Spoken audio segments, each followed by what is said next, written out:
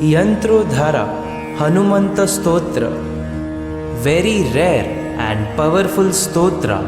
Listen daily for immense power, intelligence, and extreme protection from evils and negativity.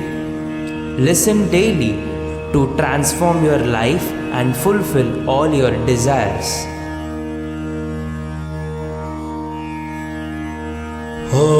हनुमते रुद्रात्मकाय फट् हनुमते रुद्रात्मकाय फट् हनुमते रुद्रात्मकाय फट्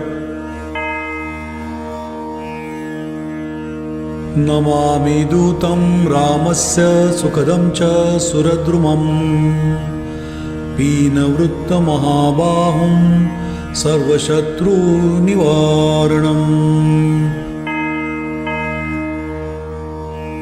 नानारत्नसमायुक्त कुण्डलादिभूषितं सर्वदाभीष्टदातारं सतां वै दृढमाहवे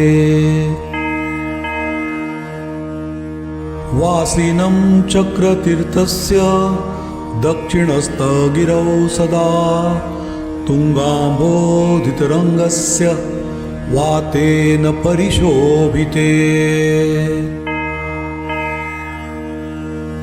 नानादेशागतैः शब्दैः सेव्यमानं नृपोत्तमैः धूपदीपदिनैवेद्यैः पञ्चखाद्येशशक्तिता भजामि श्रीहनुमन्त हेमकान्ति समप्रभं व्यासतीर्थयतीन्द्रेण पूजितं प्रणिधानता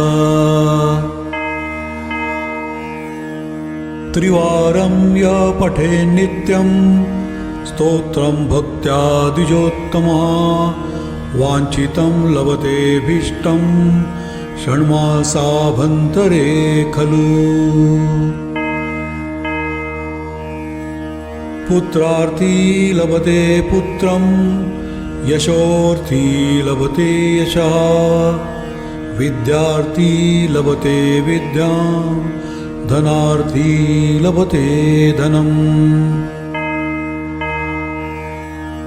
सर्वथा मास्तु संदेहो हरिः साक्षी जगत्पतिः यः करोतत्र संदेहं स याति निरयं ध्रुवम् इति श्री व्यासतीर्थविरचितं हनुमस्तोत्रं सम्पूर्णम्।